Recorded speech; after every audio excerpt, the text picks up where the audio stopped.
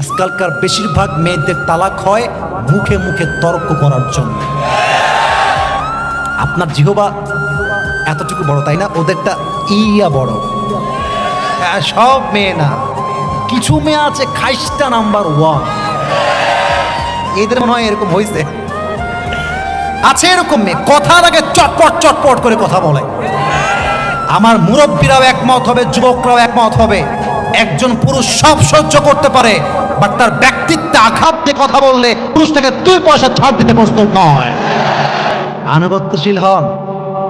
আমি তো একটা কথা বলি, ডিভোর্স হলে আমাদের কিচ্ছু হবে না, সব গরিব মেয়েদেরই হয়। আপনার ডিভোর্স হলে কি হবে? সমাজে যারো ছেলে তালাক পেয়ে গেছে, সে তোমার বিয়েটা আবার হওয়ার পর খুব কষ্টে আছে, বউটা চলে গেছে, আর মেয়ে তালাক পেলে আরে তুই তো ডিভোর্সি, আরে তুই তো স্বামীর ঘর করতে পারিস না, তোর মতো ডিভোর্সিকে কে বিয়ে করবে? অর্থাৎ পুরুষদের তালাক হওয়ার পরে জীবনটা কিন্তু সহজ, বাট মেয়েদের জীবনটা কিন্তু এতটাও সহজ নয়, ঠিক না বলেন?